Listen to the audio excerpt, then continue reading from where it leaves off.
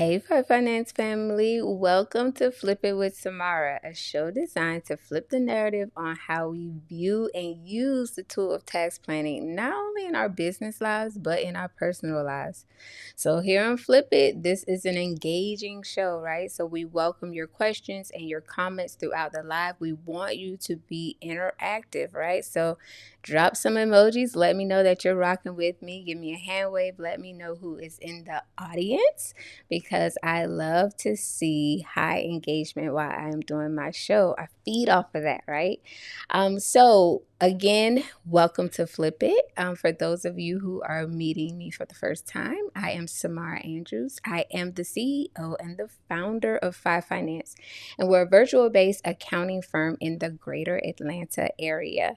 And so we serve people all over the United States. So don't let that don't I don't want you to think that that will limit you, right? And so we do have some people in the comments. I see, Dr. M. Dr. M is on.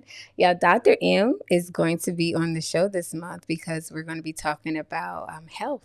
So Dr. M is definitely going to come and share her expertise and her knowledge. We also have Wayne in the comments. Thank you, Wayne, for joining. We have Angelica. Thank you, Angelica, for joining. We have Samurai. Thank you, Samurai, for joining. So much love. I appreciate y'all showing up for me each and every week. So again, getting back to what the show is going to be about, right? So we have a mantra that we abide by in FYE Finance, and that is that the wealthy don't start tax planning once they become wealthy, but rather use tax planning as a tool, right? So every week you all are accustomed to me coming on and having guests come on, and we're either talking about the topic of the month or we're talking about tax planning in some way, shape, or form. And so I want to keep with that same energy, right? I want to continue to talk to you about the topic or the word of the month, which is health. So, as entrepreneurs, as small business owners, we are often pulled in various directions and we have to wear so many hats. And it is very easy for us to slip into a state where we forget to implement healthy habits for us, right? Something that I had to learn very early on was the power of no. I also had to learn that no is a complete sentence. And when I started using that power, it definitely helped me create and cultivate some healthy lifestyle planning that I had to implement, not only for my personal, but for my business life, right? So I have a hard cutoff, y'all. And we're going to talk about my journey as an entrepreneur and some of the ways that it has affected my health. I'm going to be very transparent with you tonight. So this is a night where, it's not a lot of teaching, but more sharing. So you're going to see the sharing side of Samara. Um, so, so glad that you are all in the comments. And yeah, we're going to jump right into it. So again, we're talking about health. The topic or the title for tonight's show was Health is Wealth. And that is something that I do want to resonate with you, especially if you are a small business owner. Because I think for most of us, like, we get so caught up in the grind, right? We got to grind, we got to hustle to make that dollar. And we sometimes approach it in unhealthy ways, right? So I'm sure that you've spoken to small business owners or entrepreneurs that say, you know what, like, I don't eat, I don't sleep, I just grind. I'm not about that life. And the reason why I am not about that life is because one, you're going to end up resenting like your leap. And then two, you may get burnt out. Like, that is not a sustainable lifestyle, right? Even Angelica, she agrees with me, the power of no's, right? So, grinding, hustling nonstop, and you not taking time to like re-energize, pour into yourself, that is not a sustainable action. Like, you cannot sustain that, and it's not healthy. And pretty soon your body is going to give you signs that's saying, look, dude, I can't go along with you on this ride. So this what we doing? This not going to work for me, right? And so, just to give you some personal background on my story, I am someone who suffers from vertigo. And I say it in a present state, but to be honest with you, I haven't had a vertigo episode in years, right? So my last episode with vertigo was back in 2016, I want to say. And so I was at work and I was just sitting at my desk and the entire room started spinning, right? I wasn't moving, like the entire room started spinning. So then I started getting nervous, right? Because I'm like, oh my God, everything is spinning. It won't stop. I put my head down on my desk. I lift my head back up.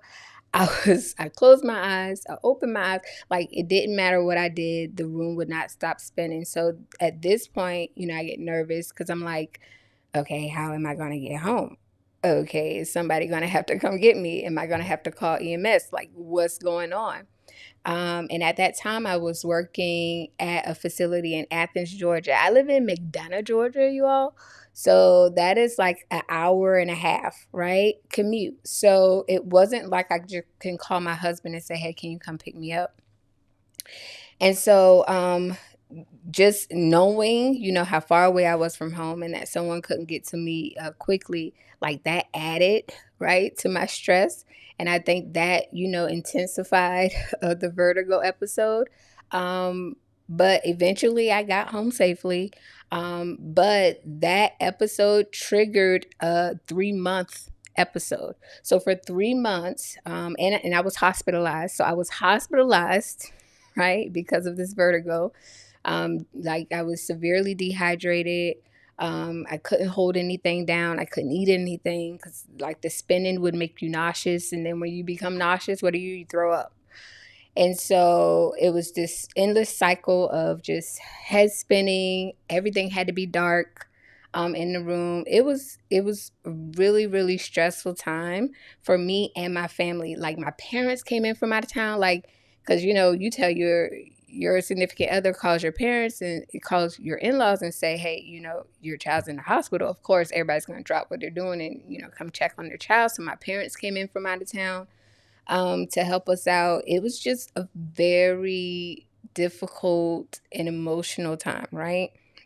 And so when I finally was released from the hospital, they told me that they wanted me to go to these specialists to try to figure out like what was going on, like what was causing the vertigo. So I went to ENT, ear, nose, and throat doctor, and the ENT basically, explained to me what usually causes vertigo.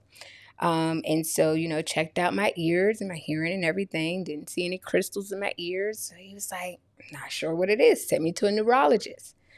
So when I got to the neurologist, they did different scans, making sure that there was no tumors or anything that was causing the vertigo, nothing on my brain. And so finally, we landed on the conclusion. Hello, Mr. ITW. Thank you so much for joining. We landed on the conclusion that my vertigo was brought on by stress. Stress. So when I hear people say, stress can be a killer, like I truly believe that thing. And so that episode lasted for 3 months. So for 3 months, I was in therapy. I was on medication, could barely eat, could barely sleep. So I lost a lot of weight. And it was a toll not only on my mental, but on my physical body, right? So I truly believe that stress can be a killer. And so I had that episode, left that job because I was like, well, man, maybe it's time for me to leave this job. Left that job, went to another job, and had another episode about a year into that job. So then I started just reevaluating my life in general. Like maybe accounting is not what I need to be doing if it's this stressful, right?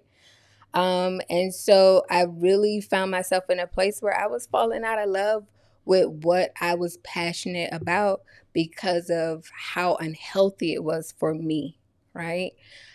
So I said, you know what? Maybe if I approach it on my terms, right? I do accounting on my terms. I work with the people that I want to work with. And then look at it from an aspect of, helping, right? Not necessarily meeting all these deadlines, then that's a healthier way for me to, fall back in love with what I love to do, which is accounting.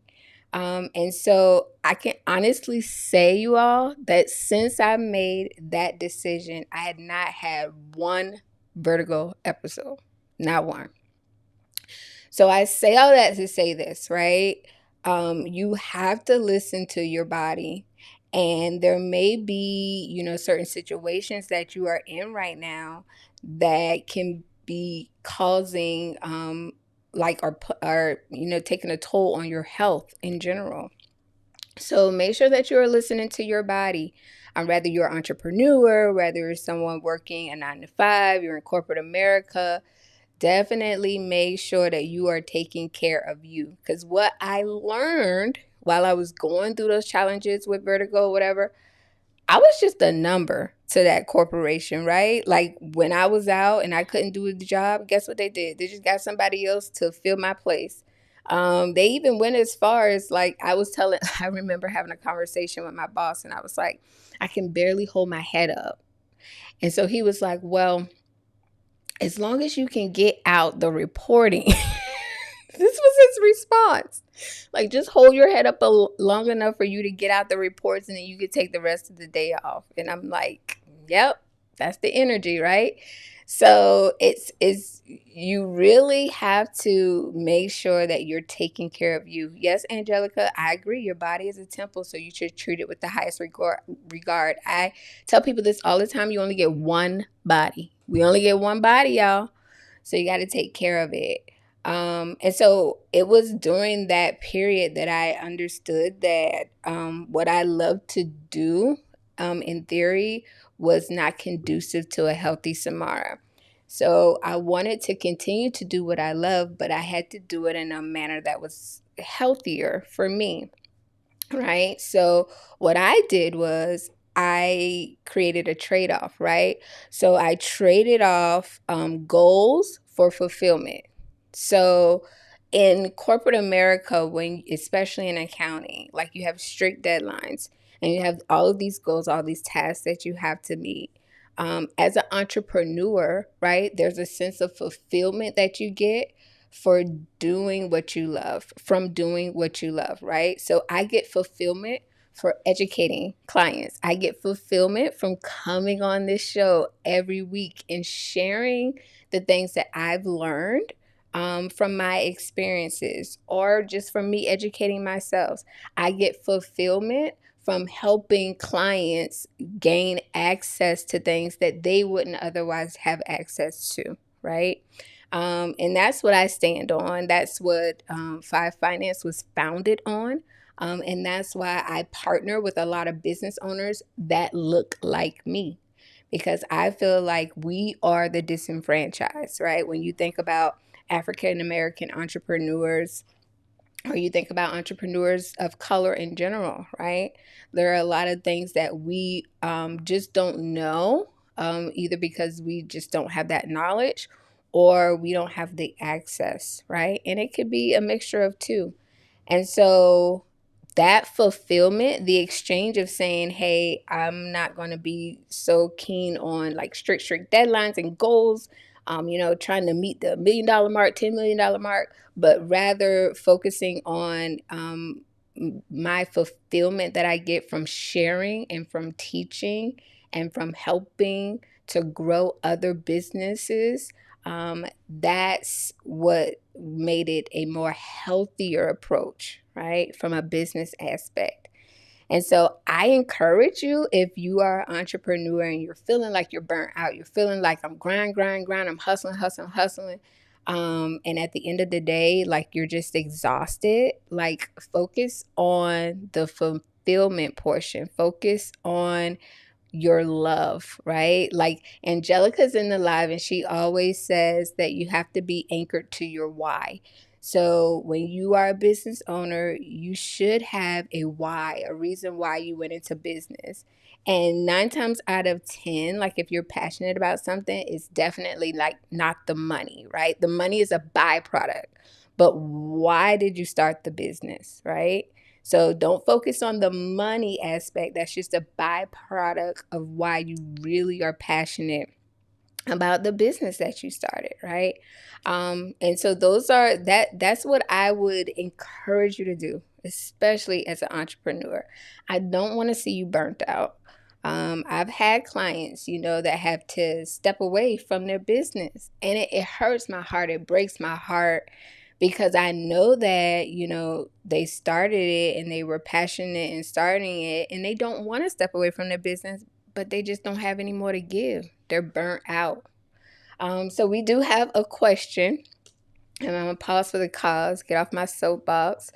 So Samurai is asking, do you think leaving the corporate workspace has helped you to find a new love for what you do and who you are helping? Absolutely. Like I told myself, because like I shared with you, I was falling out of love with it, right? So me, um, creating FYE Finance was me falling back in love with accounting, because I was not so much focused on the deadlines and, the financials, but more so on the educational aspect. I love sharing, y'all. I love teaching. Anybody who has connected with me can tell you the same thing. And y'all feel free to put it in the comments, right? I love sharing. I love educating. I feel like I should have been a teacher maybe, but maybe not with children because, my tolerance level is like really, really short. But I love educating adults. And so that is one of the things that I actually have as a requirement. Like when I onboard a client, and I let them know I'm really, really big on education and I'm really, really big on communication. And if you can't get down with that, then it's not going to be a good fit, right? Because I know that I'm going to give you 100%. So I expect in return that you are open and receptive and that you're also going to partner with me, right? So we have some comments. Casey says, yes, by partnering helps keeps the fire. Yep, that is right, Casey. Angelica says, facts. When you partner with FI, you will receive more than just a service. That's true. You become part of the FI family. And so I always greet you as such every week. But yeah, so definitely it did rekindle my love for accounting, because, it was stressful, just being in corporate America, always strict deadlines. Y'all, I could never take my birth. That's another thing, right? So this is a whole nother sidebar, but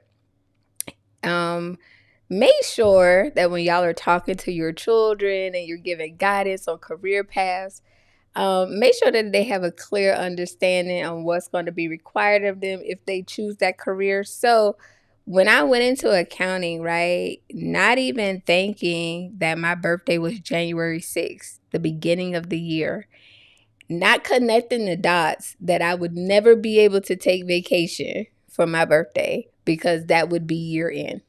Do you get what I'm saying?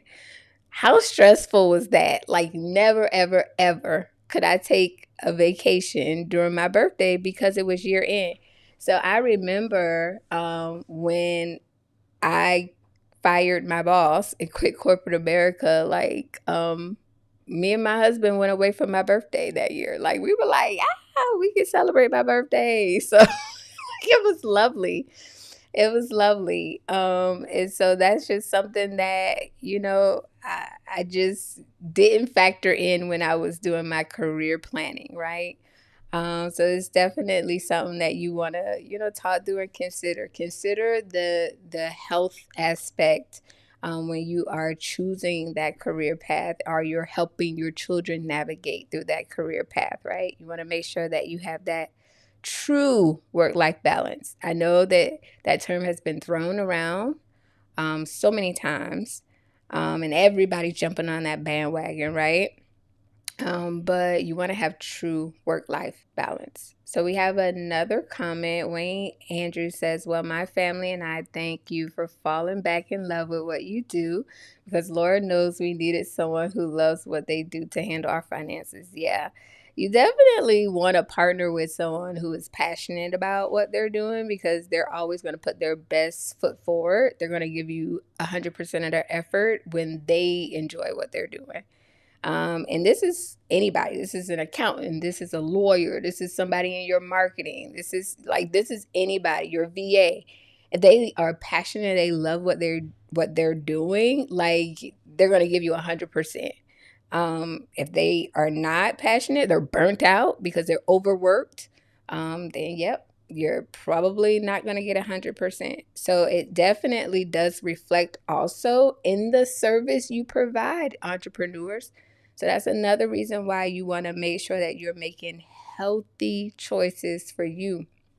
So, what I encourage all entrepreneurs to do, because I love to give y'all like takeaways, right? One thing, right? Don't focus on the goal, focus on the fulfillment. Okay. Another thing, take vacation. Take vacation, entrepreneurs. Intentionally plan for vacation. And when you are on vacation, I'm not saying that you can't answer an email here or there, because some things you just have to do in order to keep your business functioning. But make sure that you are intentional about being fully involved in your vacation, right? So while you are there, don't go on for hours in the hotel working away. You need to be intentional about making time for you while you are on vacation. That's a part about being healthy. You took vacation when you were working somebody's 9 to 5, yes. So then take vacation while you are working your business, okay? Samurai has a question. He says, since your business is finance, does it spill over into your private life, such as teaching your children some of the same things you teach on the show? Absolutely. And believe it or not, like some of my kids listen to me. Some of them don't. But I absolutely try to, instill in them a lot of the things that I talk to you about week over week. Like my oldest, I'm really, really proud of him because he has his retirement plan already set up. So he has a 401k already established, and he's like 23. And so, the younger you start, the easier it is to build that, and the less stressful. Who is not going to be stressed when he's in his 40s? That dude, right? Because he started a retirement plan in his 20s that would probably be well over $1 million by the time he goes to pull from it, right? So money will not be a stressful factor for him if he continues to do what I have shown him, right? So definitely, that's another, thing that we need to do as entrepreneurs. We need to think about the future, y'all. So I think that takes a lot of the stress out of it as well, is if you plan for your future. I have a 401k through FYE Finance, right? FYE Finance contributes to my 401k, and so do I. So as an entrepreneur, you have to plan for that future. I think eliminating a lot of the unknowns take out a lot of the stress in entrepreneurship. So don't let that be an unknown. Don't let it be like, oh gosh, I don't know what I'm going to do when I'm 65 because I've been an entrepreneur for forever or for 30 years. Make sure that you are, contributing to something, so that there is life and you can have a fulfilled life after you choose no longer to run your business, right? Or sell a business.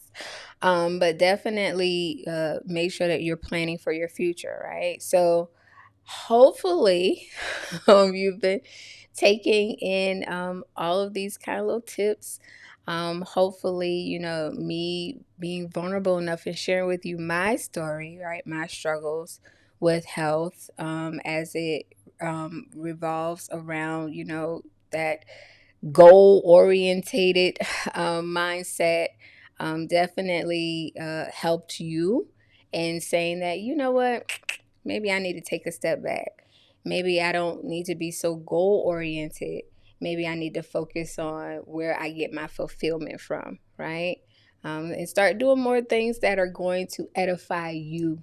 Okay. And then by you edifying yourselves or building yourselves up, guess what? Now you can share with others. All right. That's what I do. Right. So I invest in me. And then that way, you all can reap the benefits of me investing in myself. So I approach everything as like, how is this going to fulfill me? How is this going to edify me? And then after I am fulfilled, after I am built up, how can I then share this with others, right? In a way that's going to be edifying to them as well. So, thank you so much, FYE Finance family, for tuning in on tonight. Very different, right? Not a lot of bullet points on X, Y, and Z, but definitely just more so a conversation about how important it is to be healthy and maintain healthy habits. Learn how to say no, entrepreneurs, and no is a complete sentence. I learned that from my business coach. Hey, Marie, thank you for tuning in. Oh, we have one more question. So, Wayne Andrews says, I love to see women of color, such as yourself, who are successful because it lets my daughter, who is a young lady of color, know that she can be successful at what she does as well. Thank you for being a great role model and sharing. And I agree, and I share that same sentiment. I know my daughter is watching me, and I want her to know that she can be successful at whatever she puts her mind to as well, right? So yeah, just a very intimate, candid conversation on how important health is to me, and the reason why I pick and choose who I work with, what task I want to take on, when I want to take on those tasks, because first and foremost, I have to be around, right? So that's another thing, entrepreneurs. We struggle, and we're always on this, hey, what's next? I need to move here, I need to shake there.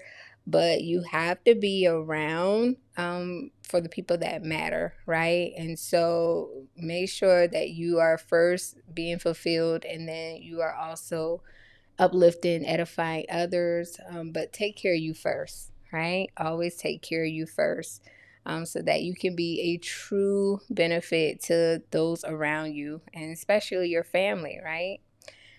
So again, thank you all for tuning in. This is the same energy that we're going to keep for the rest of the month of October, right? So we're going to have on special guests throughout the month. Dr. M was in the chat earlier, and like I said, she's going to be a guest on the live, and she's going to be talking about the importance of health from her perspective, right? Because I am not a doctor, nor am I a therapist, but I'm just letting you know these are some of the things I did. We're also going to have some other entrepreneurs on the show and talking about the healthy habits that they had to implement as well. So I just welcome you and encourage you to come back next week, right, to see who we have on in the live and hear their perspective, their journey about how they were able to create healthy habits through their entrepreneur journey as well, right? So again, FYE Finance family, thank you so much for rocking with me this evening. I hope you all have a blessed and healthy Tuesday, and I will see you all next week.